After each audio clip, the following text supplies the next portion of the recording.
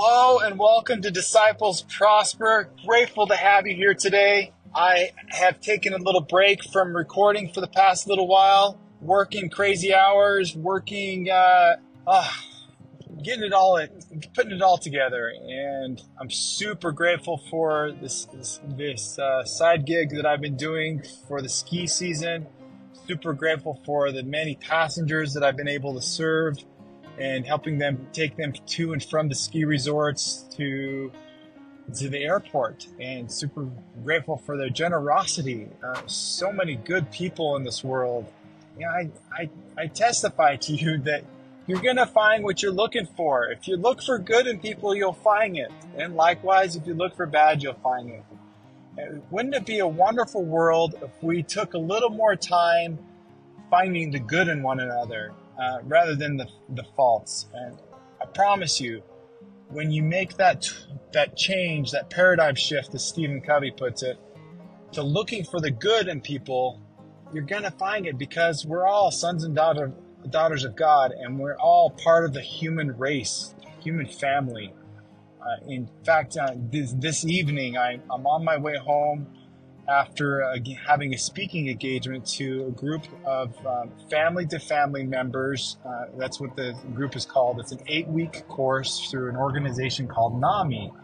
And I went in and told my story and my experience of having, I mentioned 3 of the nervous breakdowns that I've had in my life where I was hospitalized. And I shared the graphic nature of that and the reality of that. And I was a good kid. I did what I was supposed to. I wasn't into addiction. I wasn't into drugs. I wasn't into alcohol. I read my scriptures daily. I went to church weekly. I magnified my callings. I went to the temple regularly. I ran for student body president. I was a good kid. And I still woke up court ordered to the state hospital. So the reality is that I'd like to express is that mental illness is real, and there is hope. You can still find peace and joy, and you're not cursed if you've been diagnosed with it. It's part of the life experience. It's part of the journey to draw you closer to God. And if you have a family member or a loved one who's experiencing it, God bless you in having compassion and understanding and loving them as they are, and treating them as our master would, so that they will seek help. Often at the end of my conclusion, I would say every time I ask, they always say something to the effect, well, my son or my wife or my husband or whomever, what can I do to help them change? And the bottom line is, you can only change one person, and that's not them, it's you. And the reality is, when you change you, everything changes. Your circumstances change. And if they don't, as Shadrach, Meshach, and Abednego testified, but if not, I know in whom I have trusted. And I invite you to look at it from that angle, that though your trials are real, and though you have faith in Christ, that sometimes things don't work out like you want them to. And that's okay. You can still have faith in Him, and you can still find peace even amongst your trials, even through tribulations, even through someone else being diagnosed with mental illness that's near to you, or even experiencing it yourself. Each of those experiences are designed uniquely for you to draw you closer to God, to be a stepping stone to bring you greater joy and peace. And if things are hard, if things are challenging, and you don't understand where the peace comes from, then I want to give you a little inside scoop of a measuring stick that I use, and that is this. When I think things are hard, when I think things are challenged, and I'm weighed down, then I know that I'm relying on the arm of flesh. This arm here, the fleshy arm, rather than on a contrite heart, a broken heart, and a contrite spirit. is when you are meek and lowly and you take upon you the yoke of Christ, he gives you power. He gives you light, and where there is light, there is no darkness. And when you are filled with light, you have peace amongst your trials, in knowing in whom you've entrusted. So I just I got to give a shout out to those that care enough to go through and learn about mental illness and care enough about their loved ones to learn the reality of them and trying to understand them and trying to serve them. And for those that are mentally ill, I invite you that mental illness is real. And it's one way that I would describe it, the medical professionals will call things delusional. They'll call things hallucinations. They'll call the voices that you hear not real, etc., etc. And that's the part of their training. That's what they're told. From personal experience, those things are very real. And what I found is when I took the medicine, when I'm on the medicine like I am now, that those delusions, those grandiose thoughts, those voices that tell you to do things in the name of God, which are not appropriate, are not in accordance to his laws and his ways, that they are diminished. And it doesn't mean that they're not there, but they lose their power, so to speak. And in my case, when I'm on the medicine, I don't have them anymore. It goes away. But when I've relapsed, it's been because I got off the medicine. And essentially, it's when you hearken to those delusions or those voices, etc., they grow stronger, and to the point of possession, if you will. And I have very much experienced that because I thought I was listening to an impression of the Lord. And Elder Oaks gave a wonderful address on this in General Conference about when you seek to have the Holy Ghost guide you all of the time, you're opening yourself up for false spirits. Being led by the Holy Ghost at all times and in all things is not what it means to have all things shown unto you and all things told unto you. God is not looking to raise a bunch of robots to do everything that he commands.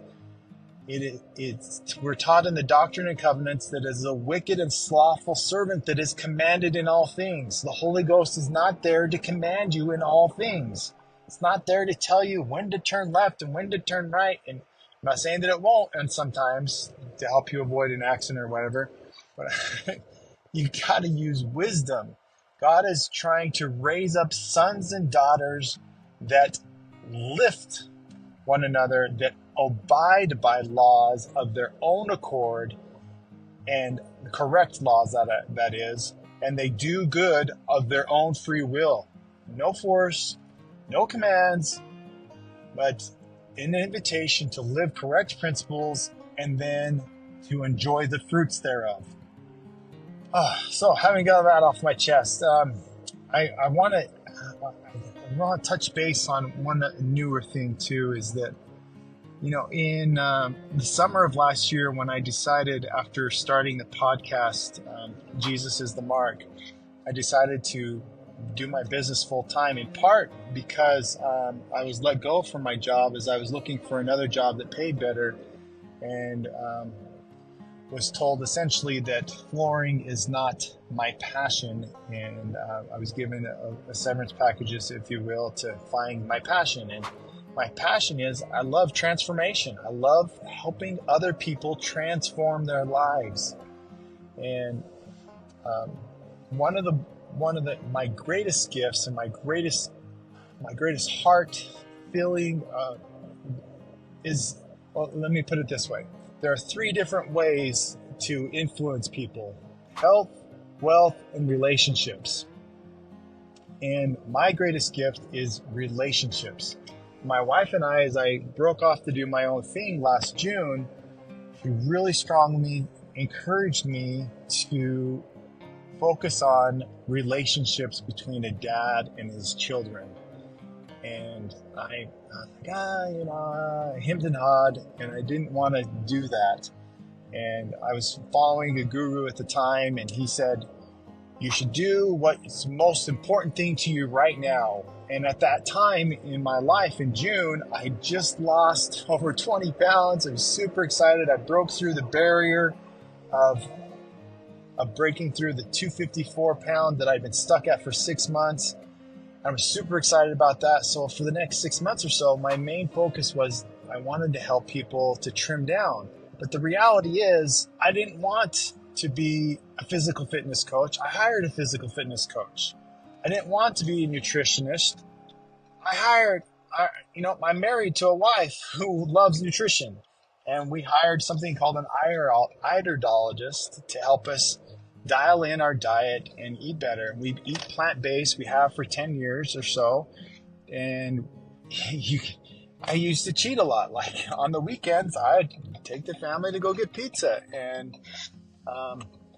thus I would lose the weight during the week when I stayed with the eating that I should be eating. And then on the weekend, I'd gain the 4 or 5 pounds that I lost during the week back. So bottom line is what I'm trying to say is I don't want to be a physical fitness coach, and I don't want to be a nutrition coach. I love those are laws you need to learn to live to have the results in your life. And I hired people to specialize in that to help me do that, to help me trim down.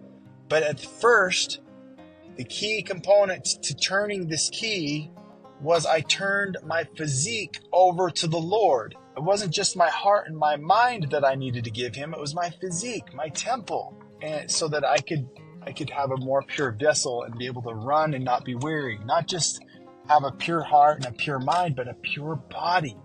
And the only way to do that, first, is to cleanse your inner vessel, and then you work on cleansing the outer. So what do you bring into the vessel? Are you eating junk food? Are you eating a lot of sugar? Are you eating sports drinks? Are you eating Red Bull, coffee, whatever it may be, anything that's addictive?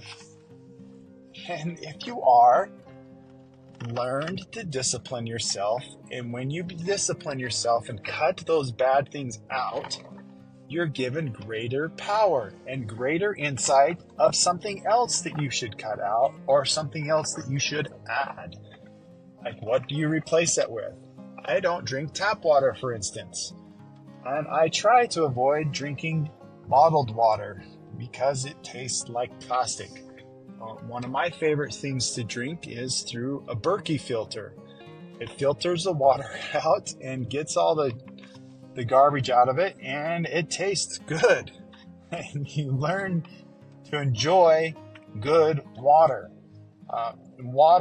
Drinking enough water that, I'll be frank here, that you have clear urine with. Like clear, transparent, not yellow, not fluorescent, not dark, but clear. And if that is the case, you're drinking enough water. If not, you need to drink more water. And, I've had people reach out to me saying, I'm eating better and I'm exercising, but I'm not having results. And I go to their feed, and what do I see? Pages, pictures of cakes and desserts and different things loaded with sugar.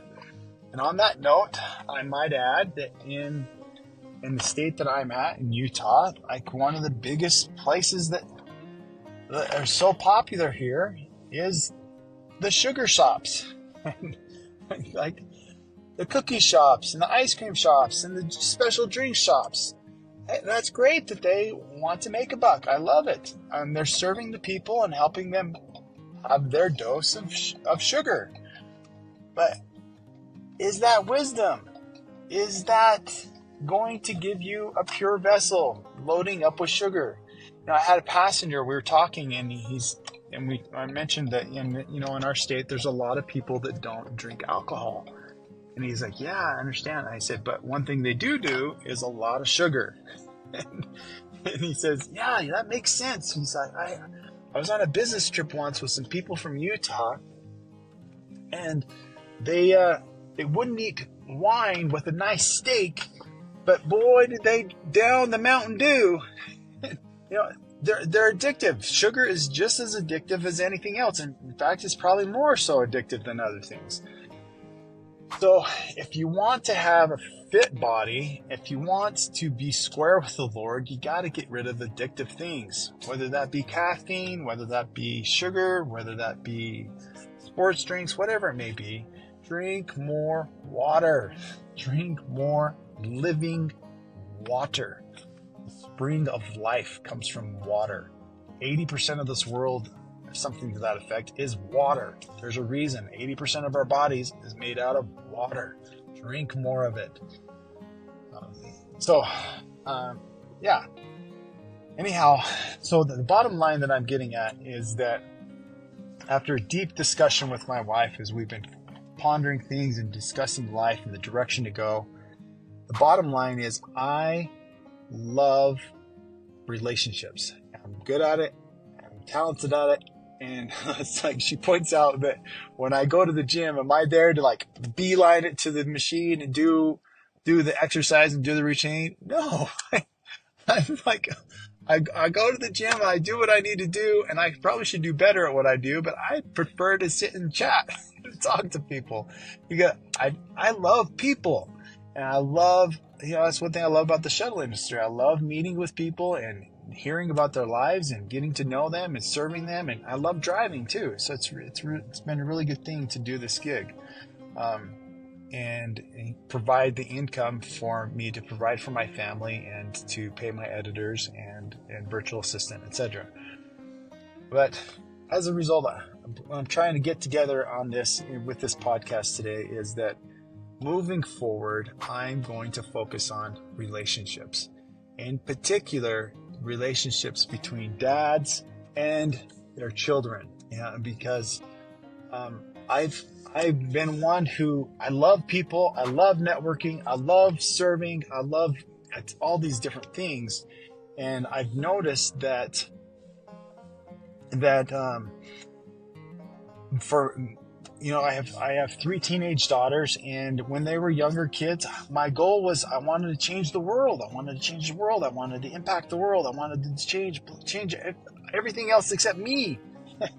and I'm the one who needed to change. I'm the one who needed to learn to serve more. And I needed to serve from the inside out, meaning I needed to learn how to serve my family and have a healthy relationship with my family. And it's so beautiful when I discovered that I needed to change me, and I started changing me, and my family started saying, my wife in particular at first, man, I love the changes you're making. I'm like, well, why did you marry me if I had to make all these changes? And she's like, well, the Lord looketh on the heart. And I'm like, oh, thank you for seeing the diamond in the rough. And then when your children are saying, I love the changes you're making, Dad, it's impactful, because when you change your life, it raises the sea level in other people's lives. And when you change, everyone changes. And that's the point I'm getting at. As fathers who are entrepreneurs, who are driven, who want to make an impact in the world, who make, as Steve Jobs calls, a dent in the universe, the greatest impact you can make in the world is with your children. And you can do it. It takes time, it takes energy, and it takes change of you. You have to look deep within your soul, purify your heart and your mind, and get lost in the service of others. And the beautiful thing is, when you do that, including serving your family, your life changes. You have more joy. They have more joy. You both draw closer to the Lord together. And you can then work on what the brethren have taught of exaltation. Because salvation, coming to know the Lord one-on-one, is between you and the Lord, but exaltation is a family affair. And what good is it to work out your salvation and get to heaven and have a homecoming party and be the only one there? Like, that's very real. So, yes, it's important to work your whole life, and if you save but one soul yourself, yes, that is wonderful. And it's even more joyful when you can not only serve and become to know the Lord yourself, but when you can help your family do likewise. And that's where joy and peace is multiplied. So, in short today, I testify to you that when you turn your life over to the Lord from the inside out, He will give you challenges, He will give you trials, and He will even give you painful personal experiences. And those are part of the plan of happiness. It reminds me of an address that Elder Eyring gave, Henry B. Eyring, and he referenced President Kimball giving an address called Mountains to Climb. And he challenged us to pray for mountains to climb. When you do, you're going to get mountains. And the beautiful thing is, they stretch you. These mountains, some people will view as stumbling blocks, but in reality, as I mentioned many times, they're stepping stones. And then you get another one, and there's another stepping stone. And when you make those steps up and you come in humility, then you get the grace, the power of God that lifts you to the next level, to be more than you can on your own. You know, I went to start a podcast the other day, got my computer all lined up. I was ready to roll in my home and for my home office. And I realized, I got everything set up, ready to go. And now it's breakfast time. So I get to spend some time with my family. So I then went and did breakfast, and I didn't get to it. And one of the messages I wanted to share there was, I love the quote by Martin Luther King Jr. He gave this in Detroit in many years ago in the 60s. And he said, and I submit to you that unless a man finds something he's willing to die for, he hasn't found a life worth living, something that he's not fit to live. And I love that notion because it really rocked me when I read that. Like, man, what am I willing to die for? Oh, have I found that for me yet? And that ties into, I remember a friend in high school said, I'd take a bullet for you. I'm like, oh, that's cool. Thank you. That's really devotional. As expression of love, to be willing to die for someone. And that ties in, so twofold. One is, have you found something that you're willing to give up your life for?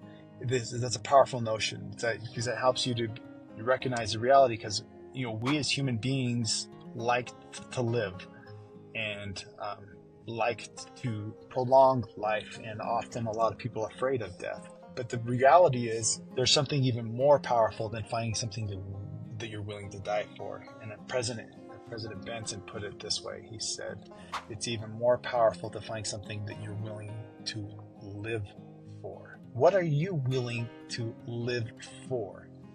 And for me, I found it, and that is, I is single to the glory of God, and I want to build His kingdom come, and that starts with me. I got to turn my heart and my mind to Him, and my physique to Him, and my business to Him, and my family to Him. And it's so beautiful. And I got to give up the natural man while I'm at it. And when you do that, you get access to His power. And I love how President Kimball put it. He said that sacrifice in the end is no sacrifice at all. Why? Because you're giving up what? Your will, the natural man that's within you as part of the physical flesh. And in return, what do you get? You get access to divine law, divine principles, divine perfections. And when you obey and live those laws line upon line, you get given more. God is a being of light, of glory, intelligence. And the closer you draw to Him, the more obedient you become to His laws, step by step, the more light you're given. And the more light you have, the more there's no darkness. And the more clarity you have, and the more understanding and comprehension you have, and the greater is your joy. So, as a disciple who's seeking the Lord's will, seeking to align your life with God, you will prosper. And I'm not talking, often when people hear the word prosper, they think of financial dollars. That's part of it. That's a byproduct of it. But the prosperity I'm talking about is your relationships, your health, and your wealth. It's a full encompassing thing, but it starts with you. You can only change you.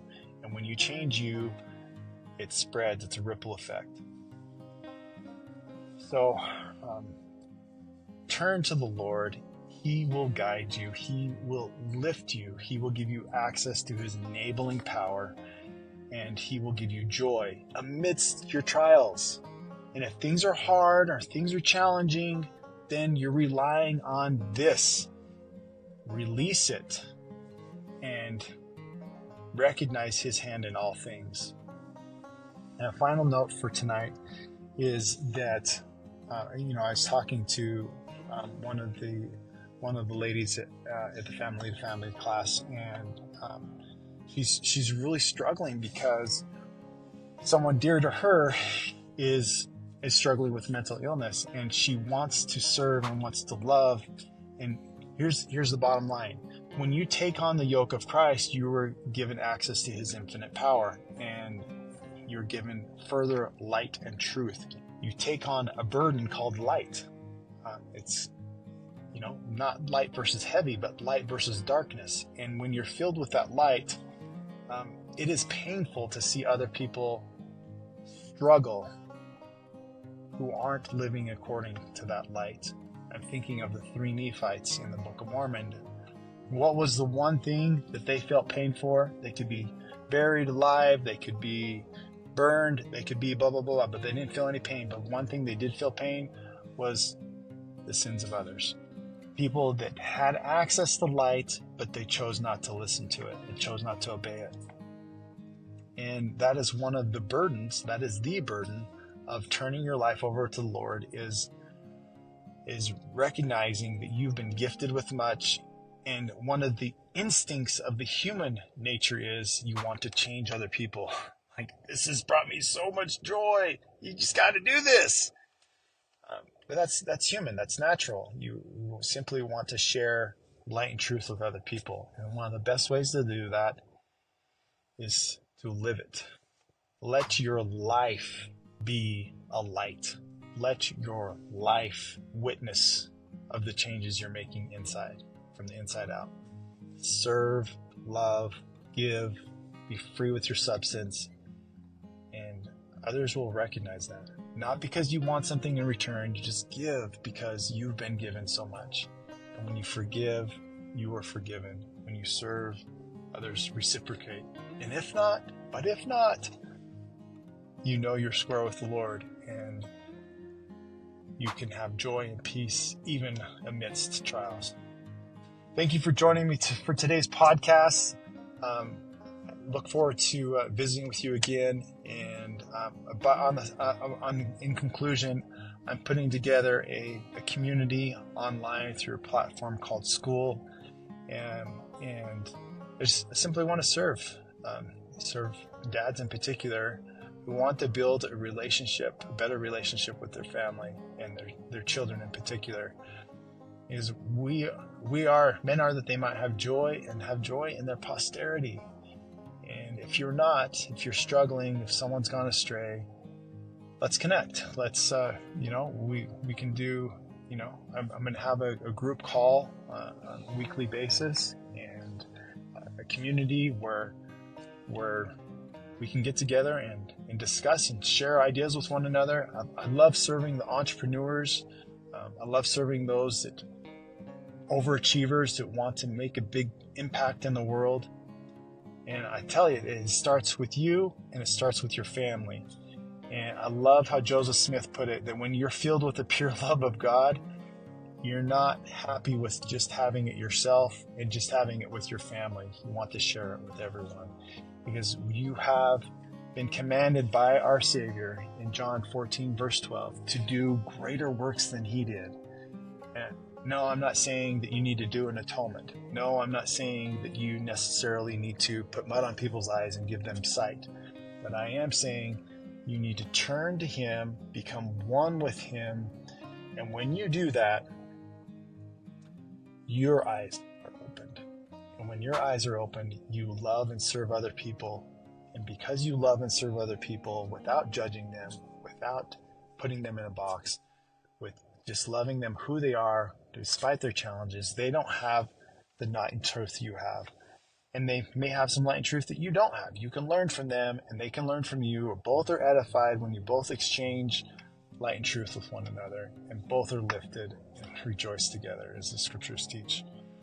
So as you turn to him, he will allow you to be a light to other people, and you can learn from other people regardless of faith, regardless of background, regardless of upbringing.